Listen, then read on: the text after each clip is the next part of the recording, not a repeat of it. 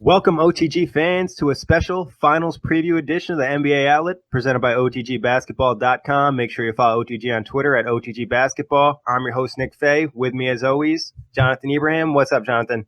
Great to be back, Nick. Excited to talk about the Warriors-Cavs trilogy we're going to have. Yeah, we finally got it. I mean, this is what we talked about in the previews, in the preseason, everything. You know, this is what we thought all year. There was a little chatter that maybe the Cavs wouldn't get here, but, you know, that was really nothing.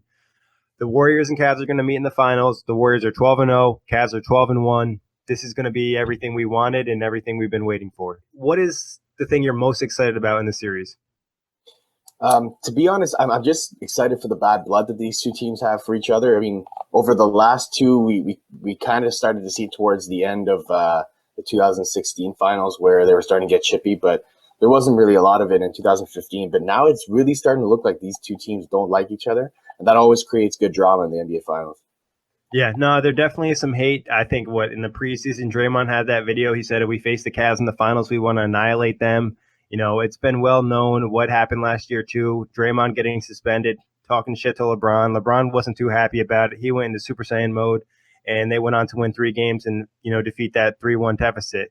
This year, it's going to be different, though. We look at it, you know, not only are the Warriors have another great season, but they added a player like Kevin Durant. The Cavs added some nice pieces on the bench, but nobody the caliber of Durant. What do you think that means for the series, and is it really make the Warriors that big of favorites? I think it definitely makes them the favorites by a wide margin. The Cavs just really have to hope that the chemistry just isn't there yet. Kind of like how we saw in 2011 with the Big Three in Miami. Whenever good teams that have just been put together get challenged a little bit, you can see it fall apart. You can see all that chemistry that they've built over their first 82 games and the first few rounds of the playoffs kind of dissipate. And if the Cavs can kind of get in the Warriors' head, maybe they still have a chance. Yeah, and the one interesting thing that I think hasn't been talked about quite enough is Steve Kerr is still an unknown. We don't know if Kerr's going to be coaching from the bench or if he's going to be in the locker room or what to expect of that aspect. Obviously, Mike Brown was gone 12-0, but Steve Kerr's had input on that, and in the finals, it's a whole different story. Yeah, just having those little after timeout plays and little conversations with Steph or KD as they're maybe if they're in a shooting slump, those little things kind of go under the radar, and I think that if he's not on the bench, it hurts them a little bit. But at the same time, like you said, Mike Brown's been doing a good job, and you know maybe he's a little extra juice to play against the Cavs after the way he kind of was dismissed from their franchise. Yeah, and he definitely has some extra juice there. But you made the great point about Kerr and what he says to, you know, Klay, Curry, Draymond. You know, he's kind of like that leader. And, like, you know, when your leader's around, you kind of just have that, like, relaxing factor. Like, okay, everything's in control. They kind of take care of anything if it goes wrong. I don't know if they'll need that in this series, but you never know. Yeah, it's always an added benefit when you have that's what separates great coaches from good coaches, right? Yeah, especially in that extra connection with the players, and you definitely can feel like that team really loves Kerr. But I mentioned it, both these teams have been great in the postseason, and it's kind of ridiculous looking at the advanced stats of these teams yesterday. A lot of them are very close. You know, there's not really a huge difference in anything. Both teams are shooting around 50% from the field. Offensive, defensive ratings are both great. Warriors have a 16.3 differential. Cavs have a 14.3 differential. Turnover percentage, 12.5, 12.3. So, I mean, it's really crazy when you look at the stats how great both of these teams have been this postseason. Yeah, and it's really cliche to say this, but what it's eventually going to come down to is execution. Who executes their game plan to the best of their abilities and who really follows the coaching orders, comes out and plays hard. But that's really what's going to separate these two teams. Yeah, the thing is, it's going to really come down to a few shots each game. And you said it, execution. It's just going to be those guys who want it more. It's going to be those plays we saw in Game 7 where LeBron has that ridiculous chase down block. You know, you put in that extra juice and you make that extra play, and that'll decide who wins the championship. But moving on, what we're going to do here in this preview, we're going to go through each matchup. You know, there's a lot of big-time matchups in this series. First one's first. We're going to talk point guards. Steph Curry versus Kyrie Irving. Now, we're not necessarily, these guys aren't going to match up on the court, but, you know, just who's going to win this point guard matchup. They both have been great in the postseason. We've talked about it on this pod before. This is probably Curry's best postseason. He's averaging over 28 a game, shooting 50% from the field, over 43% from three. So big postseason from him. But Kyrie's starting to heat up at the right time. What are you looking to see in this matchup here? I'm looking to see a lot of scoring, a lot of crazy dribbling, a lot of highlight plays. These two guys are probably two of the top 5 point guards in the NBA. They're definitely the two most exciting point guards to watch in the NBA as far as I'm concerned. I'm looking for the ankle taker to take maybe a slight edge in this series because Steph Curry, he's not really been the Steph Curry we've come to know come finals time. So I'm looking for Uncle Drew to take a little bit of an edge over Steph. Yeah, Uncle Drew, I mean, a lot of people would say outplayed him last year in the 2016 finals, especially when he had those big games. But I think I'm looking at Curry, and I think this is the best we've seen him going into into the finals. He seems to have his groove, and what I I'm seeing Curry's game that's great is not only is he shooting, but he's taking advantage of his shooting ability and getting to the rim a lot of nice handles, a lot of finishes around the rim. Obviously, Kyrie does somewhat of the same thing, but I think this is going to be Curry's year to finally have a big finals. And if he has a big series, it's definitely going to be tough. And because the Cavs, in the past when he starts to heat up, have trapped him, but this year they have Kevin Durant over Harrison Barnes. So definitely going to be interesting stuff. And this year, do you think this matchup could decide the series, or there's other parts that are going to be more important? No, I think there's another position that's a little bit more important, but we'll get to that. It's definitely one of the most important ones, though. And like you said, I mean, I'll be honest. I think that's good news for the Cavs that Steph Curry's looking to be the top dog on this team, because I don't think the Cavs can beat the Warriors with Kevin Durant being their best player. I think if Steph Curry plays as the best player on this Warriors team, they have a chance, because then they can start to get in Kevin Durant's head, make him defer a little bit, take him out of his game. But with Steph, I don't see that type of personality. I think if he's not hitting his shots, there's other ways he can affect the offense. So I think it's good news for the Cavs if Curry's going to be their top dog. Yeah, it'll be interesting to see. I mean, like I mentioned, Curry's definitely his all-around game has improved. Kyrie hasn't been a great defender, but do you expect him to kind of turn it up in the finals and kind of excel a little bit? Kyrie always does turn it up in the finals. I always heard these things about Kyrie being a bad defender. And you know what? He is a kind of a lazy defender during the regular season.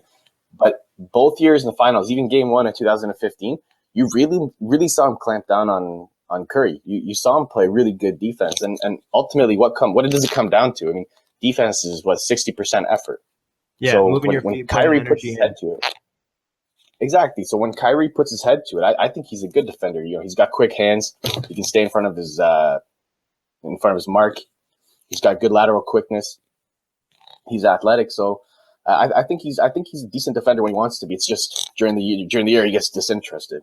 Yeah. And what do we expect to see here? I mean, we expect to see Klay Thompson on Kyrie. Do you expect to see Kyrie on Curry or JR? Probably Kyrie. That's what I expect to see.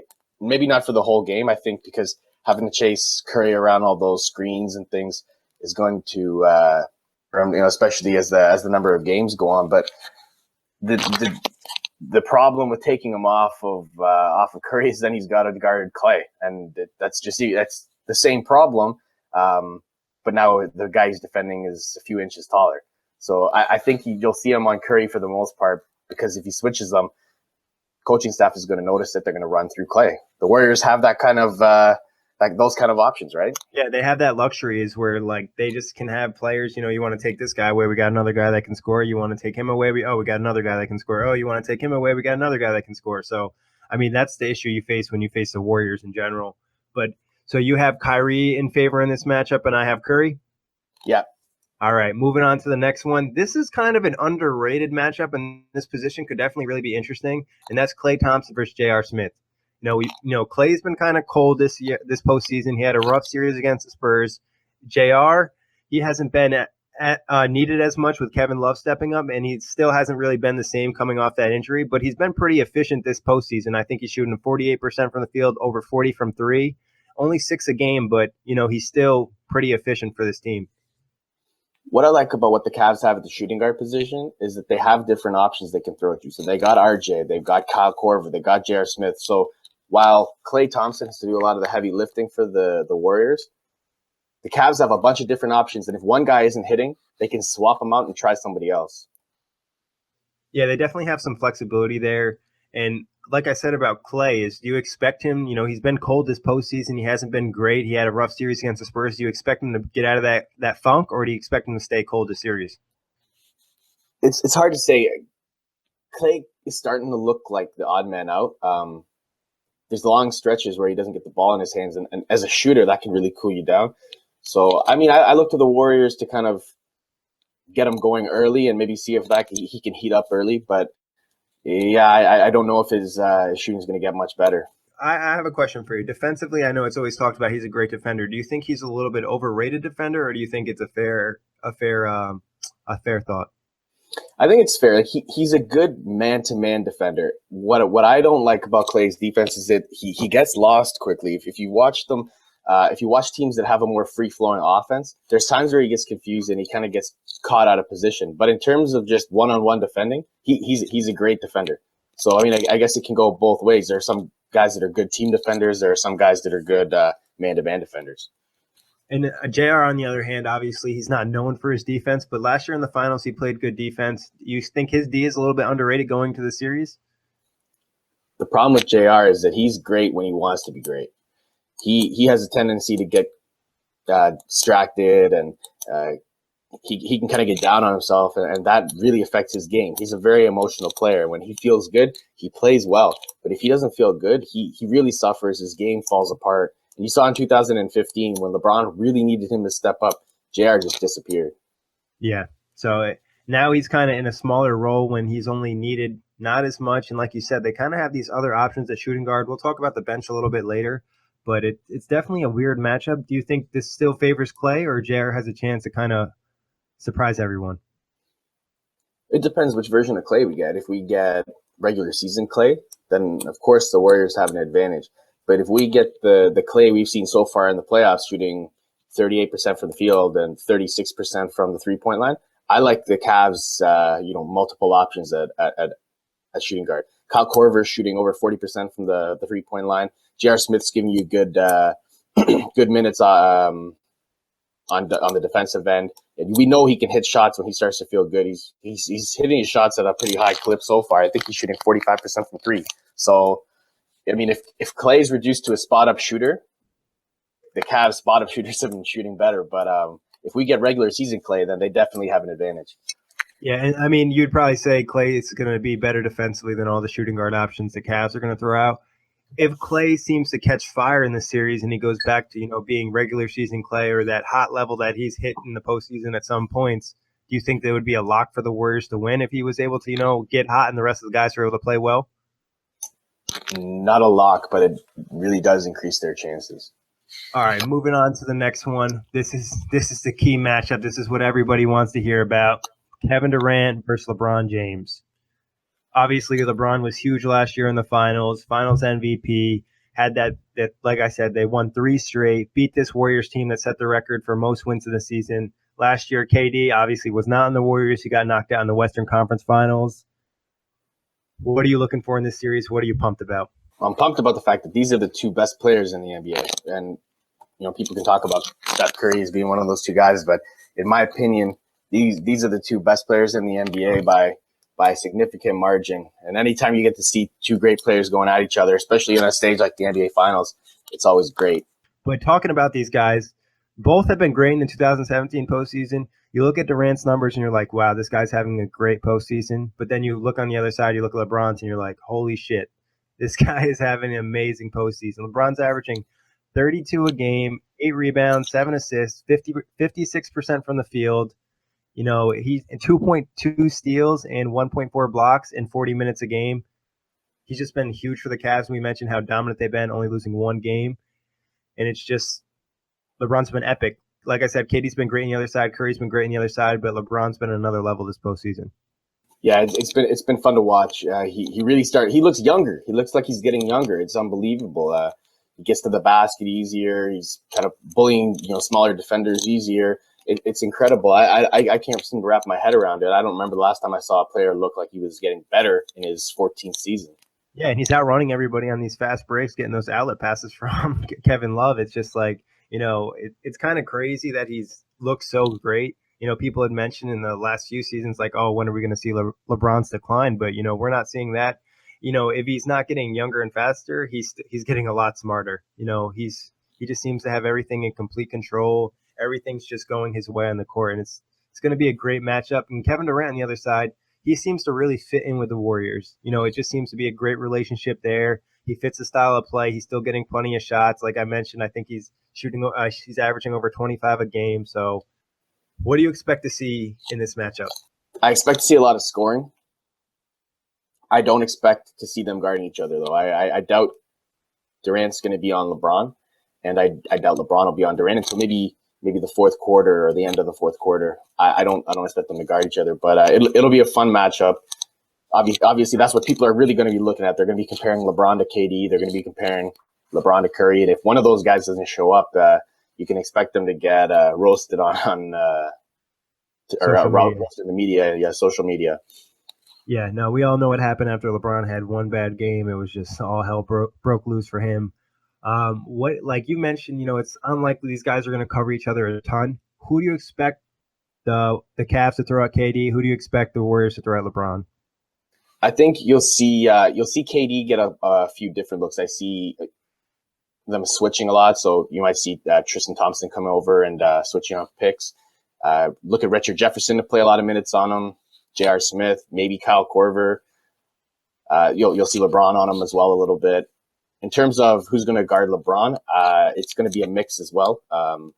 KD, you'll see minutes on him. Draymond will see minutes on him. Klay will see minutes on him. Iggy will see minutes on him. So it'll take a team effort on both sides to stop the opposing small forward. It's not going to be a one-on-one job, but it'll still be exciting nonetheless.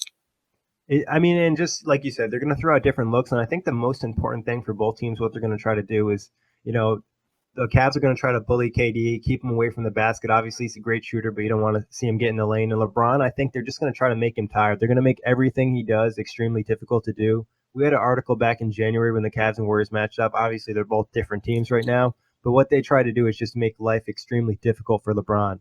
And I think that's probably what they're going to try to do in this series and, let the other guys beat us. Who do you think is going to be easier to get out of their game, KD or LeBron? Obviously, they're going to be able to give more attention when they try to stop LeBron because they don't quite have as much talent as the Warriors. And KD, on the other hand, might be easier to get out of his game because he's just not quite as talented as LeBron is in all aspects of the game. I think mentally LeBron has an edge on Kevin Durant. I think Kevin is starting to show this season. He's starting to show cracks in his mental composure, the same way LeBron was showing cracks during his first couple of seasons in Miami. I really see a lot of parallels, just the way he's handling the media, this kind of trying to play the villain role. But I don't think Kevin Durant is equipped mentally to kind of play that role. And I think the Cavs have a good shot at taking him out of the series, just mentally. The same way the Mavs kind of may have put LeBron James in the background. I think the Cavs have a chance to do that with Kevin Durant. And if they can, they have a good chance of winning the series. But if he plays anywhere close to the way he's used to playing, it doesn't look good for Cleveland. What type of numbers do you think the Cavs need to see from LeBron to win the series? It's difficult because with LeBron James, he could give you a few different stat lines. He could give you 40, 10, and 5. He can give you 30, 10, and 10. He can give you 25, 15, and 12. It depends on the type of production he's getting from the guys around him. I think LeBron's going to have to be closer to that 30, 10, and 10 type player. Score on his own, hit his outside shots, which so far in the playoffs he's been able to do, because that just makes him so much more difficult to guard. But at the same time, everybody else involved, the other guys are going to have to hit their shots. So he's going to have to be the playmaker, the maestro, get those guys involved. And as long as those guys can hit down their shots, they've got a chance of winning the series. What type of numbers, do you think KD has to have a big series for the Warriors to win, or he could, he could have a mediocre series and maybe shoot not great and they could still win the series just because they have guys like Curry, Klay, and Draymond? Just due to the composure of the team, he doesn't have to have a good. If Klay and Steph have a good series, they can still win the game. If Draymond and Steph have a good series, they can win the series. It's just they have so many different guys that can beat you. So many different guys that are capable of scoring 40 points on any given night that they don't need Kevin Durant to win, but he does make them extremely dangerous. He makes them the Golden State Warriors. He makes them that four all-star team. Yeah, and if you think about it too, is we talk about 2016. The Cavs did one. It was a 7-game series, and they had a guy. The Warriors had Harrison Barnes playing small forward. Obviously, they had some other guys in that team too that they lost. But replacing Barnes, who had a terrible finals, with someone like Kevin Durant, if he's able to keep his mental composure, will be huge on the series. Not only with his offensive scoring, but his all around impact has improved this year. Yeah, that's true. But the team lost a lot of help on the defensive side, and people can criticize Harrison Barnes as much as they want. He's a better defender than Kevin Durant.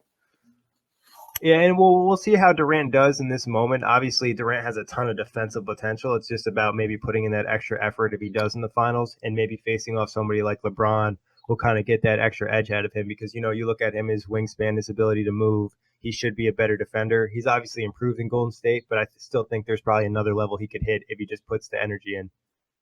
Well, that's the key word, right? Energy. Like, just look at it from an energy standpoint. One of the reasons why Harrison Barnes struggled with his shot is because he was putting so much effort in on the defensive side, having to cover LeBron James. Yeah, that's very true. That's why it's so. I mean, that's why we kind of credit guys like Kawhi Leonard. Obviously, he had not his best year defensively, but he still plays high levels on both ends of the floor. So when you're able to do that, it just has a great impact on the game. It'll be interesting to see if the Cavs have to rely on LeBron so much offensively that takes away some of his defense. Because this year in the playoffs, I think they've done a great job putting him in that like center fielder role where he's been able to just hit the passing lanes, get those easy turnovers, deflect passes, and defensively, the Cavs have looked better in the postseason. And I think a lot of that has to do with LeBron.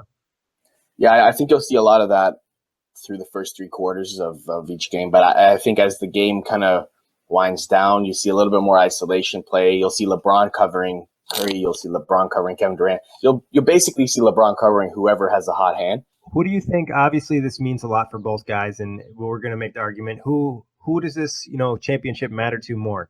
Like Durant, leaving OKC, coming to the Warriors, joining this super team, and then if he lost, it would be terrible. LeBron, obviously, people always hate on him for his finals record, and another loss in the finals wouldn't look good. Who needs to win this more, KD or LeBron? This is going to be kind of a weird answer. I think the win is more important to LeBron James. I think in terms of his legacy, what he's trying to accomplish personally, I think the win itself, winning another championship, is more important than Durant winning his first. But I think the fact that Kevin Durant might lose is going to – if Kevin Durant loses, it's going to be a bigger deal than if LeBron James loses. But if LeBron James wins, it's going to be a bigger deal if LeBron James wins. Does that make sense? That makes 100% sense. I actually agree with that 100%. Just because LeBron, winning this championship would be huge. This Warriors team, even though they don't have the record of last year's team, there's a great argument this is a better team. This is maybe the most talented team ever in the NBA, and LeBron beat them, being the underdog in this series would just be huge for him, and it would finally allow certain people. I think a lot of us already have LeBron and MJ pretty close. This would put them a little bit more even, and people would finally start accepting that argument. KD, on the other hand, this win for him would just be, he joined the super team, he got his championship, like no shit. If they didn't win, it would be pretty bad. And if he loses, like you said, it's going to be terrible. Everyone's going to hate him. LeBron loses, it's going to be like, he's facing the team that he beat last year, and they added the second best player in the league. What did you expect?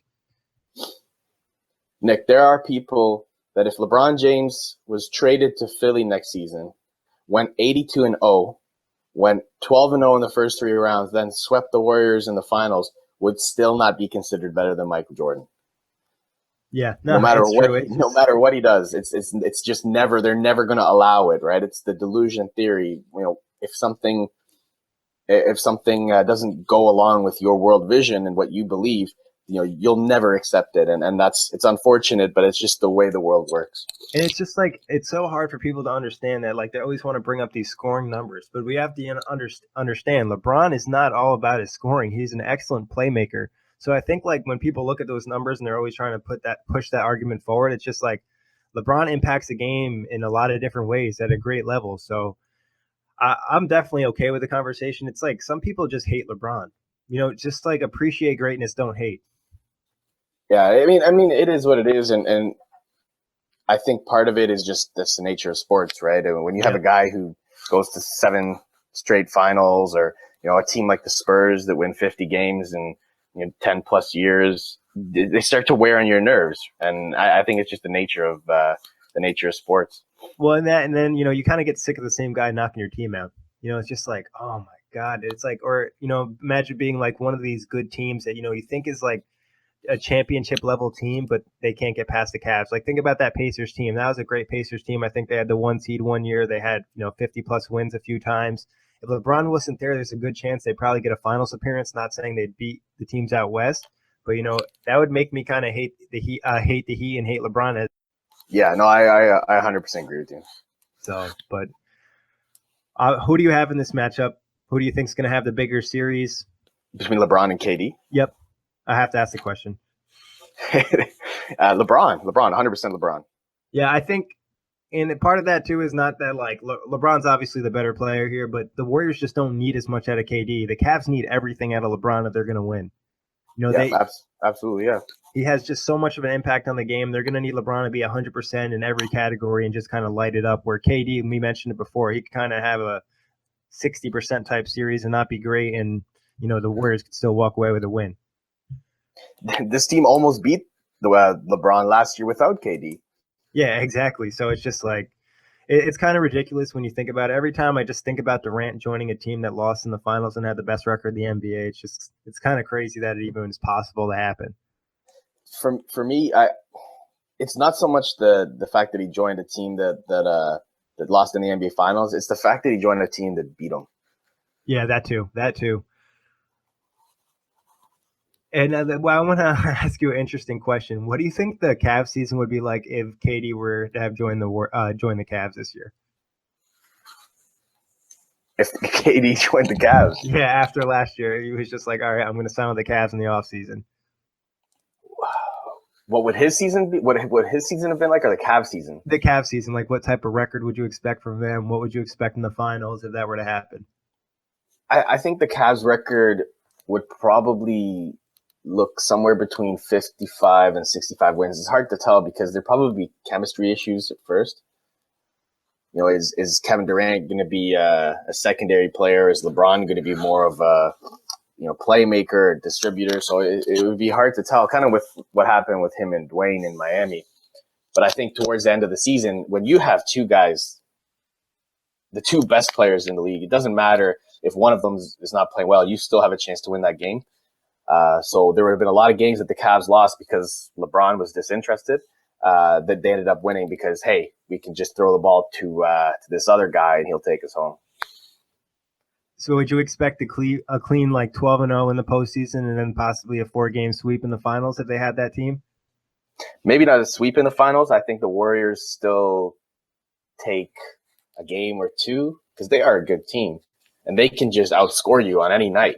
But I don't see any team being able to come close to a Cleveland with LeBron and KD on the same roster. And I think that kind of just speaks volumes about LeBron. Like we're talking about that. If he got that type of player, that the Cavs would not lose, but the Warriors, Adam and LeBron still has a chance to win this championship. So yeah, it's just crazy to think about. But this matchup obviously is going to get the most attention. We're going to be watching this a lot. You're going to drop an article about this matchup soon, so keep an eye out for that, everybody. But moving on to the power forward matchup. Oh, I forgot to mention I have LeBron winning this matchup as well. If that wasn't clear, But moving on to Draymond Green and Kevin Love. Now this is an interesting matchup because last year in the finals, Draymond was great, obviously, other than getting suspended for hitting LeBron and talking all that shit. And Kevin Love really struggled in the finals. He had that big defensive play in Game 7, but other than that, he was benched. He only averaged 8 points a game, 6 rebounds. He was playing under 30 minutes a game. It was a tough finals for Kevin Love, but they still did win. But this year in the postseason, Love's been a different player. Overall this year, it's probably been his best year of basketball. Draymond's having another great postseason, but it'll be a lot better matchup this year. Yeah, I agree. Love seems to finally be one of the boys now in Cleveland. He looks a lot more comfortable playing. He looks a lot more part of the offense. He looks a lot more fluid out there. Yeah, and the confidence is there too. Just like you said, he's one of the guys, but his confidence shooting, like he's not afraid to take shots. He's not passive. It'll be interesting to see what the Warriors do. Are they going to try to attack him right away? Obviously, he's improved defensively, but he's still not an elite defender by any means. So what do you think in terms of that, what's going to happen? Well, I think, you know what to expect from Kevin Love on the defensive side. I like that recently I've been seeing him put in a little bit more effort, but he just doesn't have the athleticism to stay with a lot of guys, especially when he switches out and tries to defend the pick and roll. But I think you'll still see the same level of effort. Draymond is Draymond, right? He's going to be Defensive Player of the Year. I think it's almost a foregone conclusion.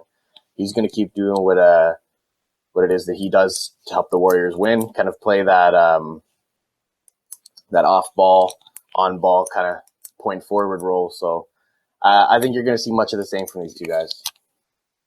Yeah, it'll definitely be interesting. And like, there's definitely an argument that Draymond was maybe the Warriors' best player last year in the finals. So it'll be interesting to see if he can kind of play at that level again, because they need him to have a big series. I think out of all the guys, they kind of look at Draymond to have a big series, and necessarily doesn't have to be on the offensive end, but defensively he's going to have to be big, because we mentioned it. He's going to probably get lined up on LeBron a decent amount. He's going to get lined up on Love, and they're going to go small. And the Cavs do have some advantages inside. Yeah, but that's one of the things that makes Draymond so unique, is that he's only 6'6", 6'7", and he can play the center position seamlessly. And one thing he does great is, his team defense and kind of knowing where everybody is at the same time. And what the Warriors do, and he does in general, that's great, is they always put like the big men in that weird position where they're not close enough to shoot a layup, but they're not far enough away to shoot a jump shot. So they're kind of like, they hesitate and then they end up making a bad pass. And Draymond and the Warriors seem to be great at that. What do you think they're going to do with Love defensively, the Cavs? Put him on Zaza, McGee. I even heard people mention Andre Iguodala because he's banged up. Yeah, well, I mean, if they put him on Andre, I think that's one of the easier checks for Love. Not so much, even if he wasn't banged up. I mean, he's not going to hurt you in too many different ways outside of hitting down open threes or dunks in transition. He's shooting a terrible percentage from three this year. I don't know it off the top of my head, but I know it's under 20%. And there you go. Like, unless he's wide open, he's not going to hit those shots. So I think that's somewhere. If Iguodala does get significant playing time, which I doubt he will get, but if he does, that's one of the places they can hide him. If not, then Zaza, put him on Zaza.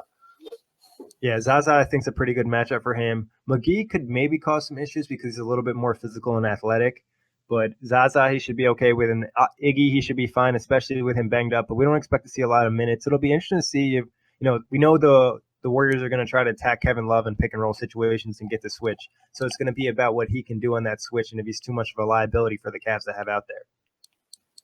Yeah, you're 100% right. And I think a lot of it's going to come from just running these guys off the three-point line. You know what? If they get to the basket and score an easy layup, oh well. But for a lot of guys on this team, an open three is like a layup for them. So it's about running them off the three-point line and making sure they're not scoring threes while you're scoring twos. Exactly. And on the other side of the ball, offensively, what do you expect out of Love? Obviously, he could have Draymond matched up on him, maybe throw KD on him a little bit. Do you think that he's going to have a good impact in this series, or it's going to be tough with the defensive matchups they throw at him? He has to have a good series. There's no ifs, ands, or buts about it. He has to play well. The Cavs need as much firepower as they can, and he's looked good. I saw him against Boston in Game 5. He was hitting a few off the dribble threes, coming off picks and things like that. So he's been looking good. He looks a lot more confident. He looks a lot more comfortable. So I expect a good series out of him offensively. And if he's able to score on Draymond or gets those easy points in the post like we saw him do some in the postseason, LeBron's also done a great job making sure he gets him involved early and often. It could have a really big impact on the series. I think Love is somebody for the Cavs. They want to have a big game 1, a big game 2, get him going in the series. They don't want to see him start off poor and kind of hurt his confidence. And if he can have a good game 1 where he puts together some good shooting and some good rebounding and holds his own on defense, and the Cavs win game 1, the series is going to go a lot different than if they lose those first 2 games. Yeah, especially if some of the guys have bad shooting games. And let's talk about Draymond a little bit more. Is offensively, he's been shooting great this postseason. He's shooting 47% from 3, 50% from the field. He's definitely done his part. I think he, really does well in that role where he's surrounded by all-stars and superstars. But the one thing with him is the technicals. He gets pissed off. He's yelling at the refs all the time. Do you think it's a possibility he could get suspended again this series, or he learned his lesson last year? He would have to put together quite a few technicals this time to get. He's done a lot better throughout the playoffs so far to not put himself in a position where one mistake can cause his team the series. But at the same time, bringing in KD kind of is an insurance policy against that as well, because if he does get suspended, then hey, we still got 3 guys who can beat you. Yeah, very, very true. But the one thing about Draymond, though, compared to the other 3 guys, obviously they'd go to a more offensive-minded team, is he's that guy that kind of, you mentioned, is going to win Defensive Player of the Year, brings that defensive toughness, that little, extra attitude to the team. Do you think his loss would be really more damaging than a Curry or KD loss, or do you think it would be KD or Curry is more important still? No, I think a lot of the time that kind of gets blown out of proportion. I think just seeing LeBron and Kyrie do what they did in games. What was it? It was game 5 and 6? Game 5 and 6. Yeah, I think that kind of blew the difference out of proportion. I think Draymond is valuable. I think he's a great defender, but I don't think he's more important than a Stephen Curry or a Kevin Durant. Yeah, I mean, because you could look at Steph and KD, and they could kind of do the same thing Kyrie and LeBron did. They could both drop 40 on the same night, or even one of them could put up 50. But it'll be definitely a fun matchup to watch. I like Draymond. I can definitely see why people think he's really annoying, and his attitude and yelling at refs is stupid.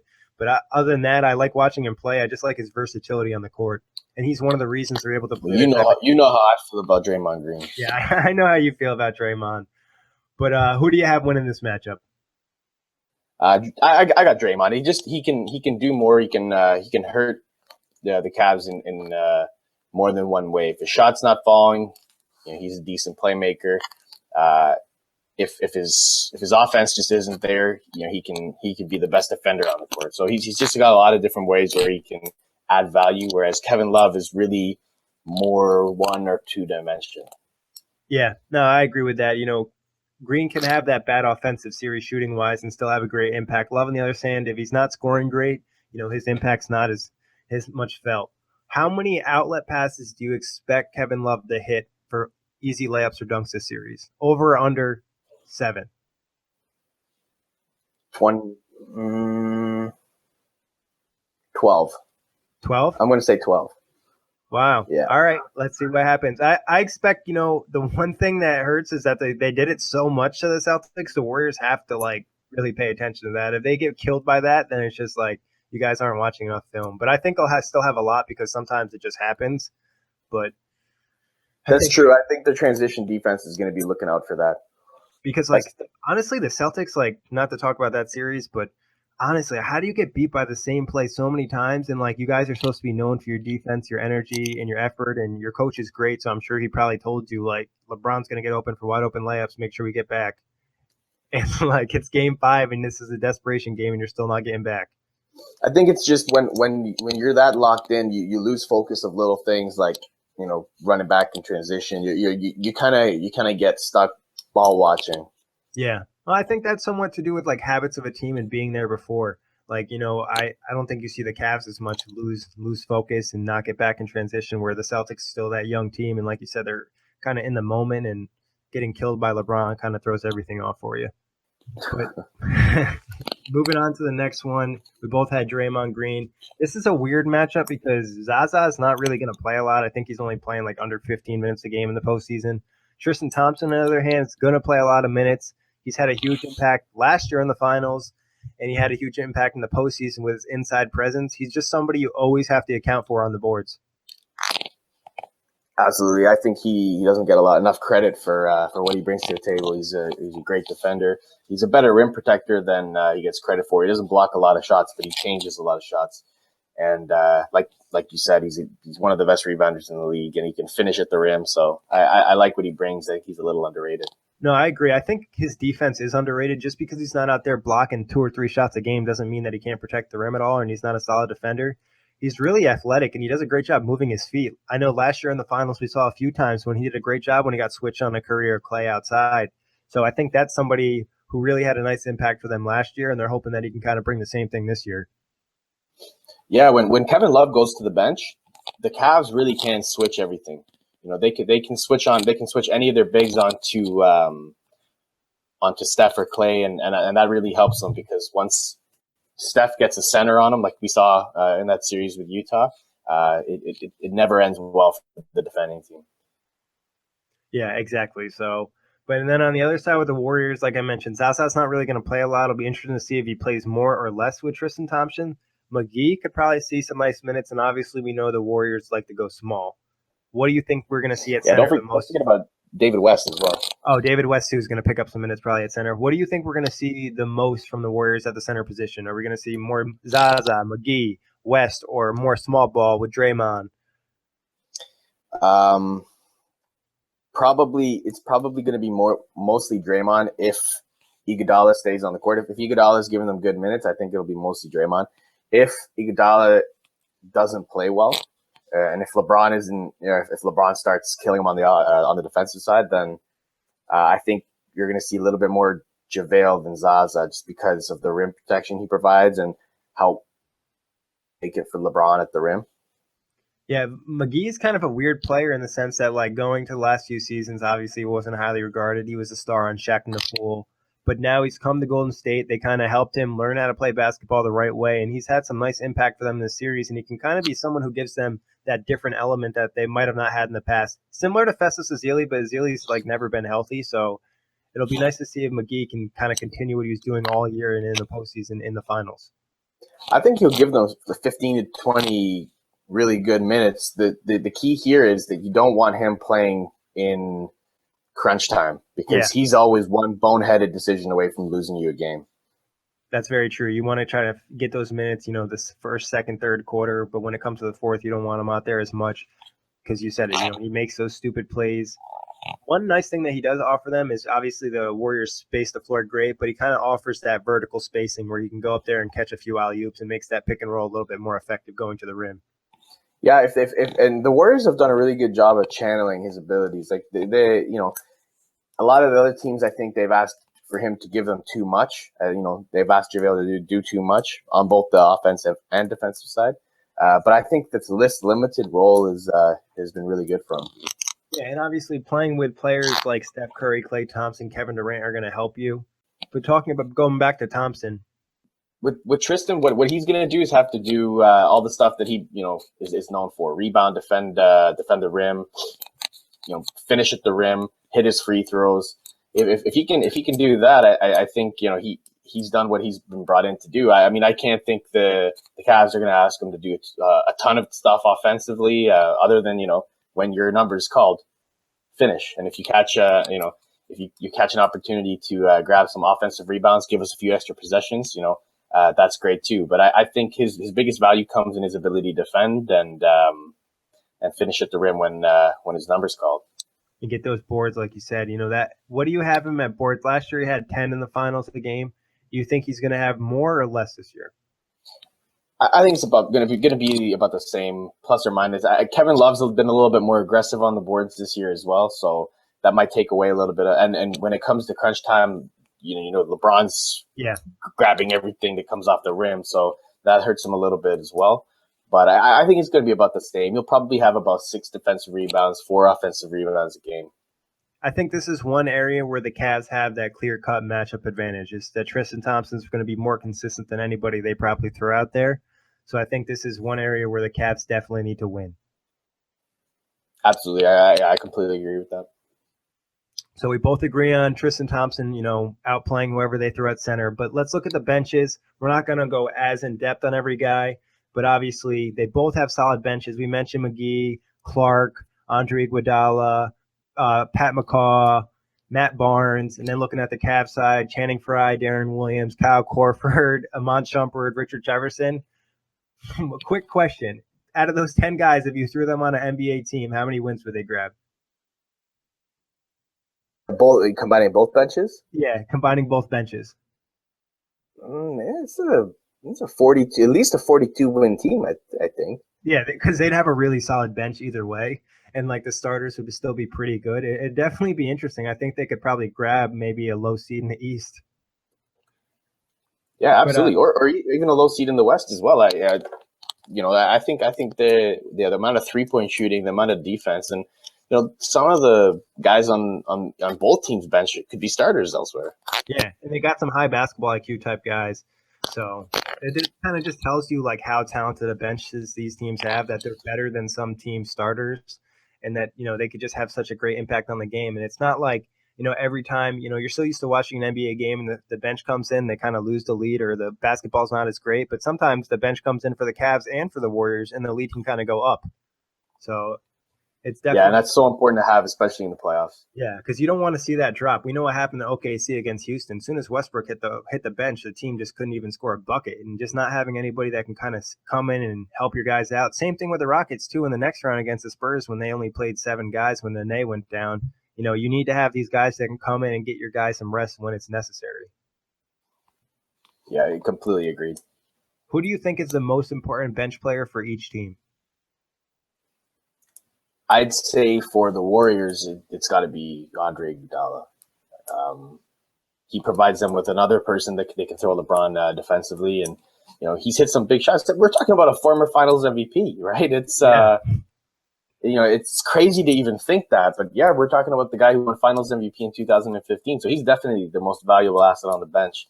And believe it or not, for the Cavs, I think their most valuable player coming off the bench is Kyle Korver. I agree. I think Korver just has that ability to just go in this human torch mode and just like scorch from 3. And that's kind of something you need when the Warriors get hot. Like you could see Korver come in off the bench and hit 3 straight threes, and that's 9 points right there. And I agree with Iguodala as well. And he's kind of a weird series ahead of him because he's coming off injury. He hasn't been great in this postseason. They haven't used him quite as much with adding Kevin Durant. So it'll be nice to see what type of impact he has. Yeah, absolutely. And Kyle Korver, he comes in off the bench and he hurts teams quietly. You look at the box score after a game and you see he has 16 points and you think, how did he score 16 points? I don't remember him scoring 16 points.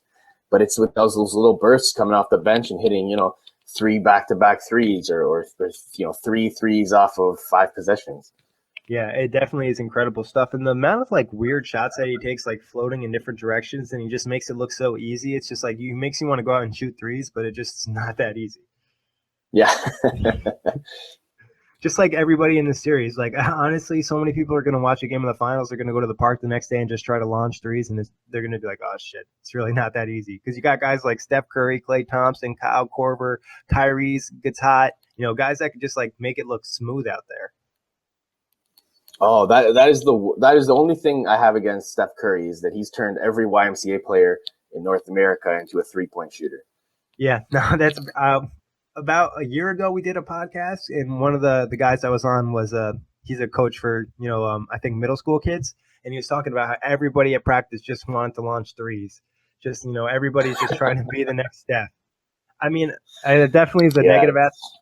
I guess the positive thing would be is I talked about this with somebody yesterday with Steph is like he's an average guy. He's 6'3". He's not like incredibly athletic. He's not incredibly like super strong or big or anything. He's just an amazing shooter, and he's somebody who's worked on his skill and got better. He kind of gives hope to those people that aren't that 6'8" beast like LeBron. Yeah, that's fair. I don't think Curry gets enough credit for his athleticism. I think Curry's an incredible athlete. He's not your typical NBA type of athlete. Yeah, he's a good athlete. He just doesn't have that explosive like burst above the rim, leaping ability. Yeah, I mean, to be honest, I agree. Everybody in the NBA is a good athlete. It's just like when we're talking in terms of LeBron James is one of the players, Russell Westbrook, Zach LaVine, guys that are just like super athletic, and then these other guys are still really athletic compared to your average Joe. So, but back to the bench. Oh, go ahead, John. No, I was just gonna kind of like final thoughts on that. I think you're right. He doesn't have that. He doesn't have eye popping athleticism, but I think it just kind of goes under the radar a little bit. I mean, being able to handle the basketball, having hands like that, it does take tremendous athleticism, and I don't think he gets enough credit for that.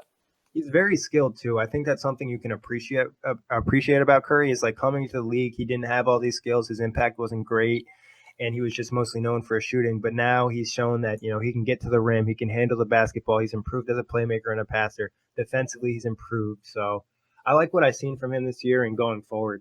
But back to the bench real quick. Who do you think has the better bench in this series, and who's going to have the advantage in the series? I think the Cavs have the better bench, and not to take anything away from the Warriors' bench. They have a great bench as well, but I think losing Barbosa was kind of a negative for them. He gave them a lot of good minutes and just gave them an extra ball handler and helped with that small ball push. I think the Cavs didn't really add a star player to their core, but they added, two or three really, really nice pieces. Darren Williams, like you mentioned, Kyle Korver. They added Andrew Bogut, which would have been huge if they could have kept him, but unfortunately, he went down with the injury. So I think the Cavs bench is a little bit deeper, and they can give them a little bit more production towards the end. I think looking at both benches, I'll give the Cavs the edge offensively. Defensively, I'll give the edge to the Warriors probably. But both guys have a ton of benches, and it almost was like a lot of people weren't that hyped about Kyle Korver signing with the Cavs during the year because he didn't have a great start. But now they're starting to realize bringing a player like that off the bench when you have players like LeBron and Kyrie out there that can just space the floor. And Korver's the type of shooter you can't give him an inch. So that's just pulling people away from the rim and making life a lot easier for LeBron.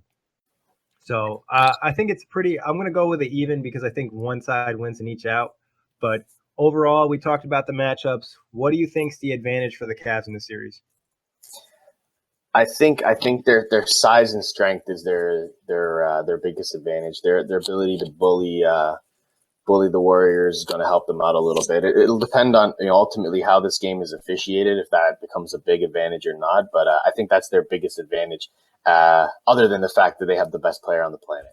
It's funny. That's exactly what I was thinking. Inside present, I think, is their advantage with somebody like Tristan Thompson, somebody like LeBron, where people kind of forget how big he is. And when it comes to the finals, he's going to be inside. He's going to be blocking shots. He's going to be grabbing rebounds. They're going to be able to dominate inside a little bit unless the Warriors guys step up. They're going to need players off that bench to step up. Like we said, McGee, David West, and Draymond's going to have a big series if they're going to want to compete with them inside. And then obviously having the best player in the series just is such a huge advantage. And LeBron just goes in this Super Saiyan mode when it comes to the finals, and he kind of knows what's on the line. He talks about the ghost in the past. He's trying to chase MJ. So it's going to be a lot on the line for him. What's the Cavs' biggest weakness in this series? Their defense, their ability to defend the 3-point line, run guys off the 3-point line, that really hurts them. And you saw that game they lost against Boston was because their guards went crazy from behind the line. Marcus Smart hit, I think, 7 threes in that game. And if you can't keep guys off the 3-point line, and then you're going to go and try and play the Golden State Warriors, it's got the potential to end bad. Each one of those games, there's a potential for the Warriors to drop 130 plus points if the Cavs don't keep them off the 3-point line. Yeah, no, that's been the issue. That's been the talk all year about the Cavs is that defense isn't quite there. Obviously, they've turned it up in the postseason, but you're going to need to play elite level defense if you're going to try to beat the Warriors. I would also say a weakness for the Cavs would be they rely so much on LeBron. If LeBron has a bad game in one of these, games, in game 3, game 4, 1 or whatever, the Cavs are almost a guarantee to lose. So they have such a small line for error for LeBron that if he doesn't play amazing, that they don't have a chance. Where if you look at the Warriors, one of their stars plays bad, we can still win the game. But LeBron doesn't have, and not even saying LeBron he could have a good game and get 23, 10, and 10, but that probably still won't be enough. LeBron's going to almost need to have a huge night every night for them to win. Yeah, they don't win without him being great. That's absolutely the truth. Onto the Warrior side, what's their biggest advantage in the series? I think their versatility is their biggest advantage. Just being able to throw different guys up there defensively, being able to throw the ball into Klay's hands if Curry cools down, and if Klay cools down, throw the ball to KD, and if KD cools down, throw the ball to Draymond. I think offensively they have so many options, so many skilled guys that can score in so many different ways that their versatility, both offensively and defensively, is what sets them apart. Yeah, offense, defense, like you said. Offensively, they just have so much firepower, so much pop, where they have guys. You could easily see 2 guys in the series go for 40 points twice. We could see, and it could be 2 different guys. It could be Curry and Klay one night, KD and Klay one night, or Curry and KD. They just have so many options to throw at you offensively. And defensively, it helps them too because I look at this team and adding a player like Durant not only helps because he's one of the best offensive players in the league, or maybe the best offensive player scoring-wise, but defensively being 6'10" and being able to move the way he does definitely still fits into their system of switching. So I think that advantage on defense where they've just been locking down people for a while now is going to really help them when they face the Cavs. Yeah, and they have length at every single position. People don't realize it, but Steph Curry is 6'3". he's bigger than a lot of point guards. He's bigger than Kyrie. So, he's got a lot of length at that position defensively, which, although he's not a great defender, that length just makes it more, it's just a natural natural advantage. It makes it harder for the offensive player. Klay's long. Kevin Durant's extremely long. Draymond's he's got really long arms. So they've got a lot of length, and that's a huge advantage. And where Curry might not be a great one-on-one defender, one thing he does, he puts in the effort, and he's also a good team defender. And that's one thing all the Warriors kind of do. They have each other's back. They do a great job of rotating, and they have to double team somebody. Where you see a lot of teams in this league, when they have to throw a double team, it almost instantly means an open shot for the other team. But the elite defensive teams are able to double team people and rotate properly, where they're at least able to contest that shot and not give them a wide open look. And that's something I think the Warriors do a really good job of. Yeah, absolutely. And you see when they play, the amount of deflections and getting their hand on passes and playing in the passing lanes, that they do a really good job of that. And it really throws teams out of their offensive groove. People are second guessing their passes. People are taking shots they maybe should be taking. So that does have a big impact. It almost makes the offensive player a little bit scared. When they're handling the ball or passing the ball, it's like, oh shit, am I going to throw a interception here? Are they going to take this for an easy layup? But another advantage I would say is kind of like the disadvantage of the Cavs, where they have the luxury of one of their players not having a great game because they have so much talent, and they could kind of get away with it. Where on the other side, they need all their guys to perform big because there's just not as much room for error. What do you think is a weakness for the Warriors going into the series? I think the only weakness that they really have is that they rely too much on the 3-point shot. And the old saying is, live by the 3, die by the 3. And if they go cold as a team, there's not a whole lot they can do. Now, what are the chances of that happening? It's not very likely, but they don't have a lot of different ways to beat you. Kevin Durant's great, inside player. Draymond might be able to give you a little bit inside. But if Curry's shot's not falling, if Klay's shot's not falling, it just makes their offense a little bit more difficult, a little bit more clunky. And I think that's their only weakness, is that they do rely on that 3-point shot quite a bit. I'll give you a surprising fact. This postseason, the Cavs have actually shot a higher percentage of threes than the Warriors have. But that's a fair stat. But I also think that the part of that could be the level of competition defensively, because they played against the Jazz, which are a really good defensive team. And they're going to push you off the line. Yeah, exactly. The Spurs, the same thing. They're coached by one of the greatest coaches of all time. So they're going to be better defensively than let's say the Celtics or the Raptors.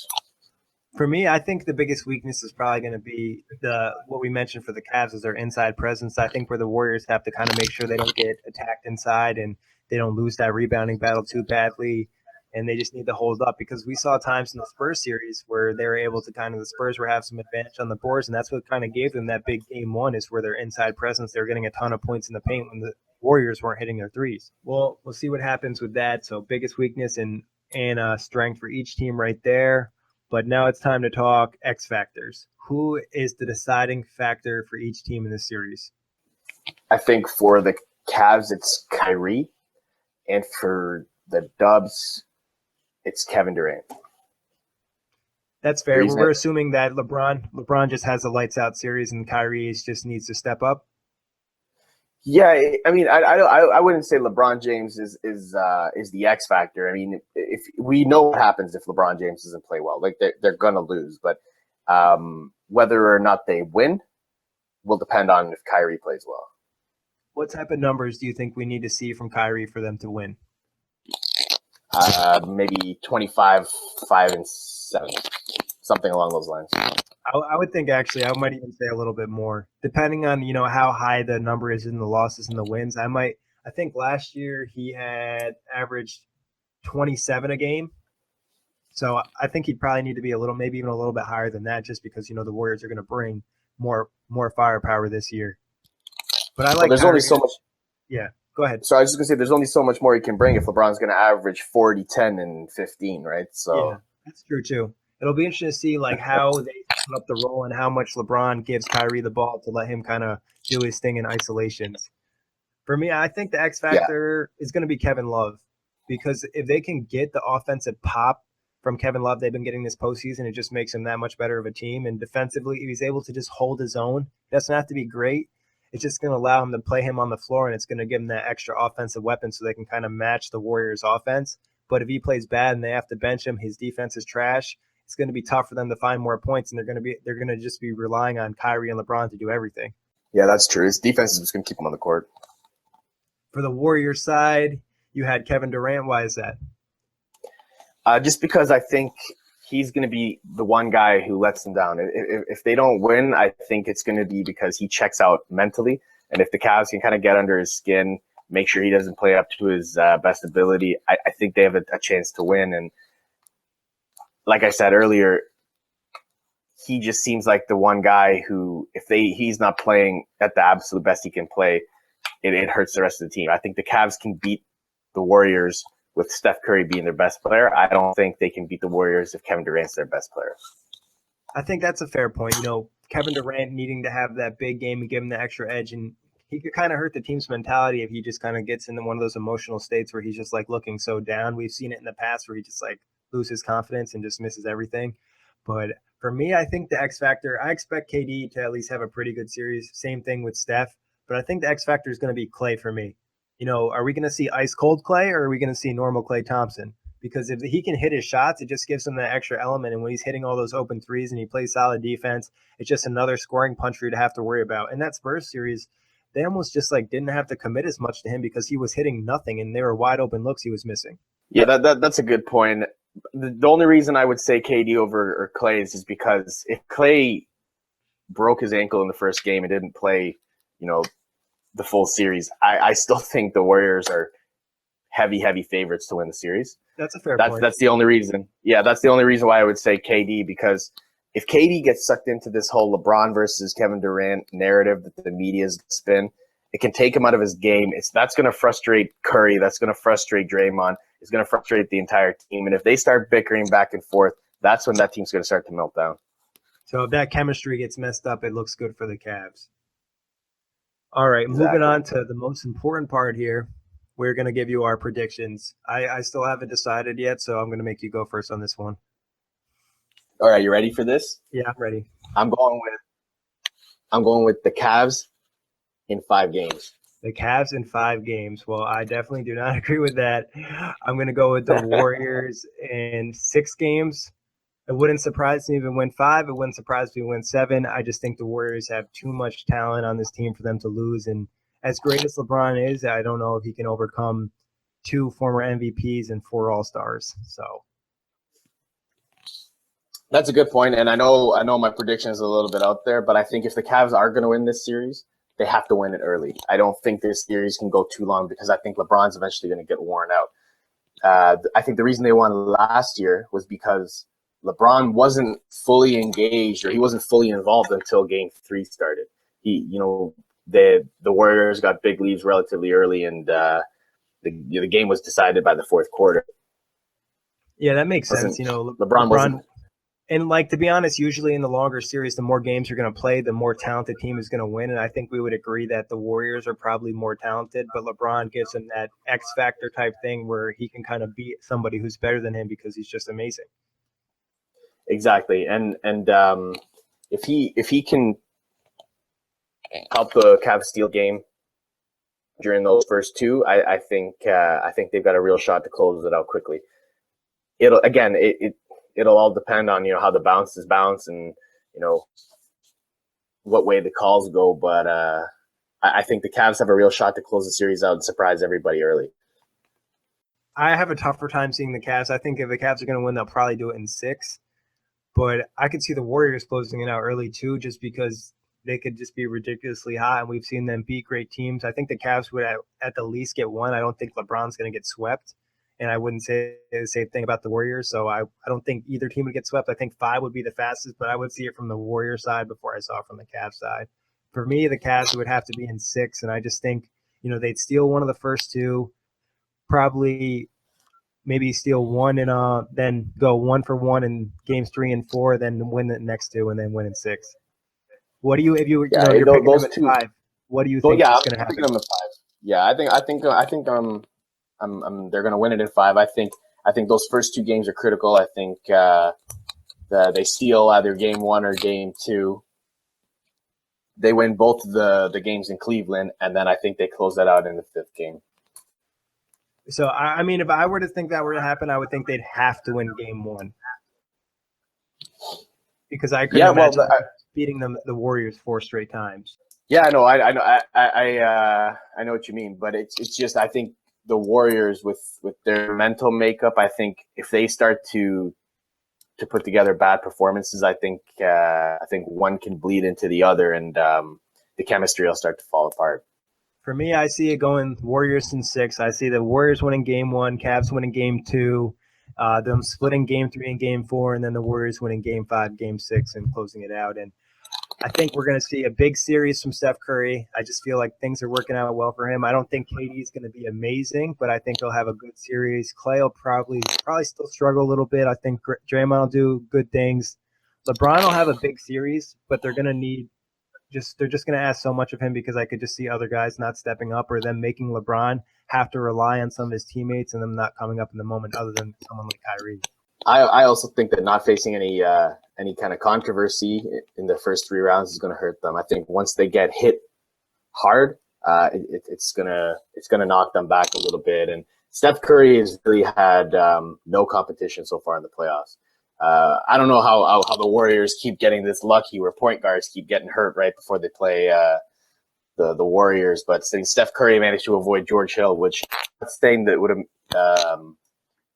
have made the Jazz favorites to win the series or anything like that. But I mean, he's just a tough defender. He takes guys out of their game. He would have slowed Curry down a little bit, banged him up a little bit. He managed to avoid Tony Parker, which not really going to do anything defensively against Steph. But he managed to avoid a lot of starting point guards. It's just made his road to the finals a lot easier. Yeah, I mean, it definitely does. And, he's going to obviously get a bigger defensive challenge. But I think it also allowed him to kind of get hot, where in the past he necessarily hasn't been great going to the finals. Last year he had that MCL injury.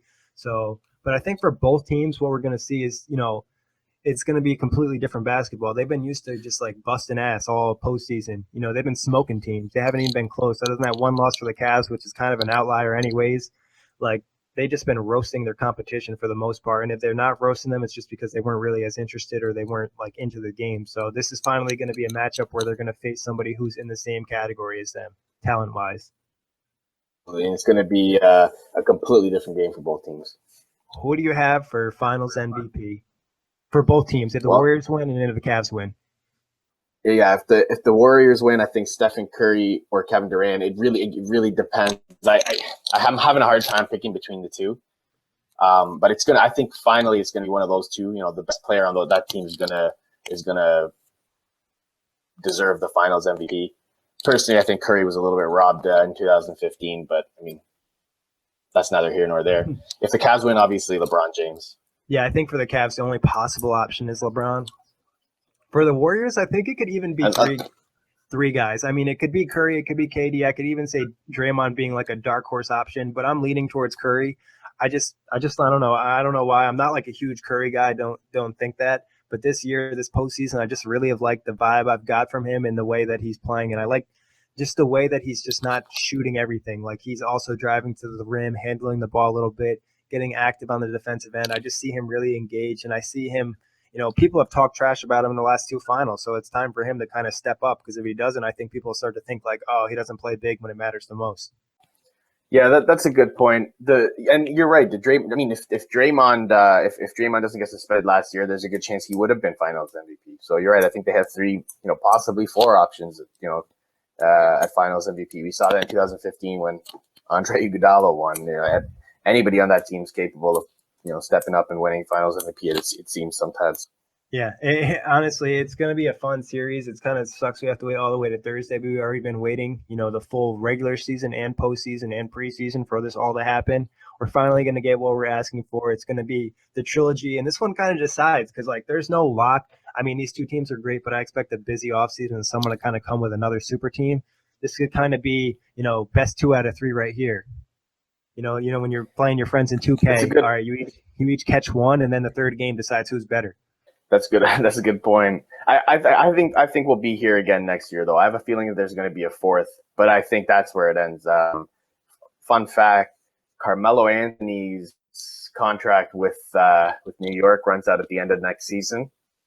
James has a player option at the end of next season. Who's the other one? Chris Wade. Paul's probably going to. Dwayne, that's right. Dwayne Wade in Chicago, if he picks up his option. And then I think it was rumored he's going to pick up the option. So, I mean, that's really likely. Paul's the only one that's a kind of question mark because he's going to sign this year, and we don't know how he's going to take that monster deal. Well, even if he signs a long-term deal in LA, I think the fans you see the banana boat getting together at the Clippers because LeBron's got a house in LA, Carmelo's got a house in LA, Lala wants Carmelo to move out to LA. There's a good chance you see those guys getting together maybe for a season or two. The only thing I have a hard time imagining is LeBron leaving Cleveland again. I just think like it's just so great that he's there and everything, especially, you know, the moments that he's had being his hometown. He already left once, and like the team he's going to have, it's going to be hard for him to be like, even if you do team up Carmelo, Wade, and Chris Paul at that time, how old are these guys? How great are they at this time? You know, his chances of winning might be better in Cleveland. Yeah, that's a good point, and you never know. I mean, they could all go to Cleveland. Yeah, well, you know what, man? I don't see Chris Paul going to Cleveland. I see the other two guys. Yeah, I see the other two guys, but I think if Chris Paul was going to be on that team, it would have to be in LA. Yeah, I don't know. Go ahead. Unless, like you said, I think it would have to be like Chris Paul's not going to sign with the Cavs, and I just think that he's not that type of player. It would have to be LeBron to go to him, but I don't know if LeBron's that type of player. So maybe we could see Dwayne Wade sign with one of them, and then Carmelo sign with the other guy. Yeah, well, unless the next 2 seasons for Chris go really badly. That too.